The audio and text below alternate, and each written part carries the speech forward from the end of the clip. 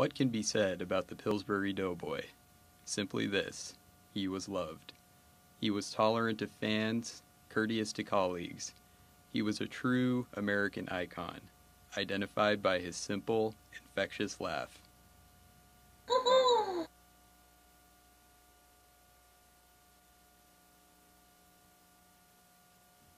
But there are two sides to every story. Take your first step behind the Giggles.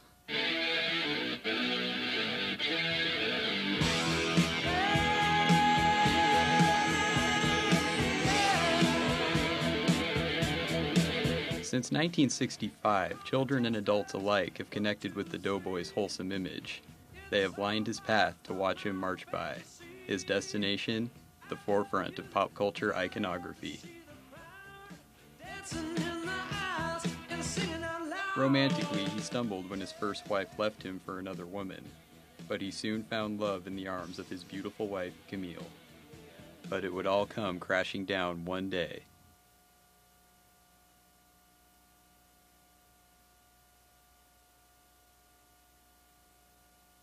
It appeared that the trademark that warmed America's tummy was poisoning his. Years of gentle jabs had left a destructive legacy. The Doughboy was informed one day that his stomach lining had all but disintegrated, and any more of his famous pokes could prove to be fatal.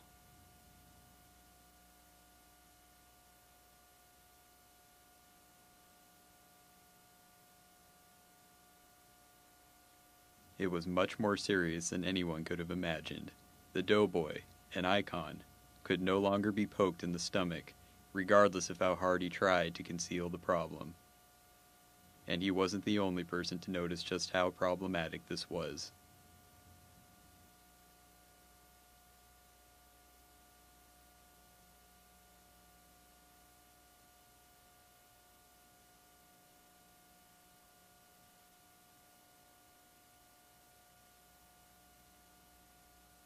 The Pillsbury executives were forced to let him go because of his condition. It was a rather inauspicious end of a 40-year journey to the heart of America. His reason to be was now gone.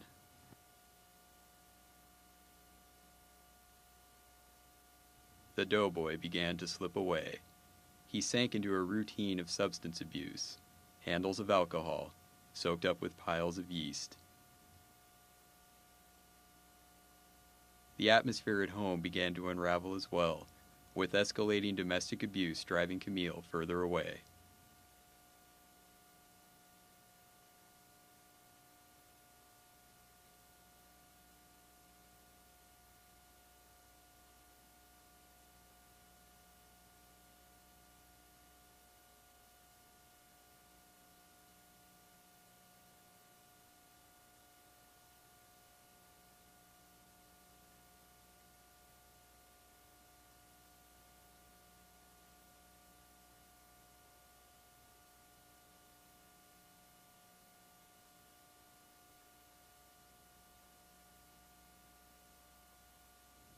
Three months later, the Doughboy and Camille were divorced.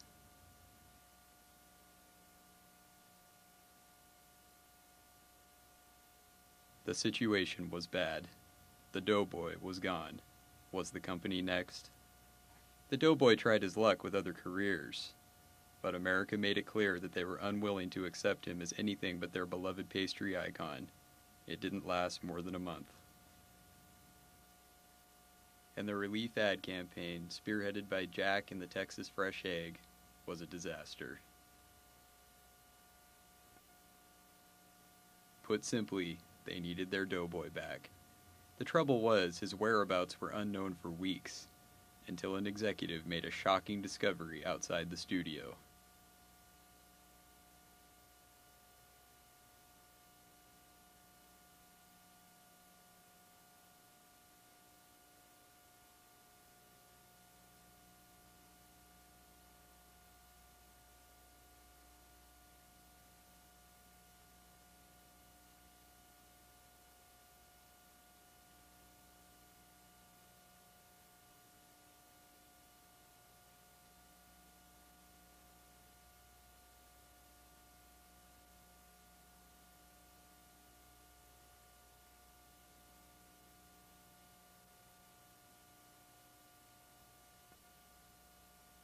The doughboy was a wreck.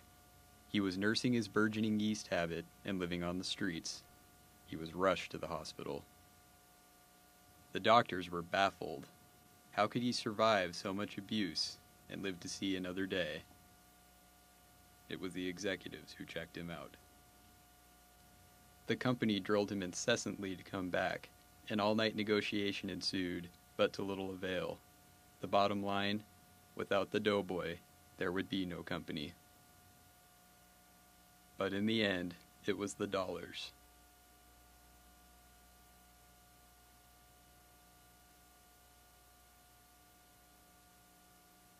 Through a regimen of exercise and weight management flour, the doughboy nursed himself back to health.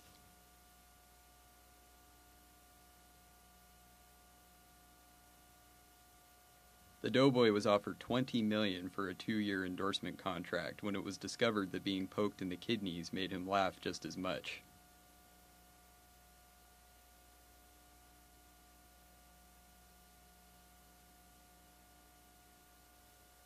Looking back, we are reminded that the doughboy story is a testament to all those who must suffer with a happy face and endure with a strong will.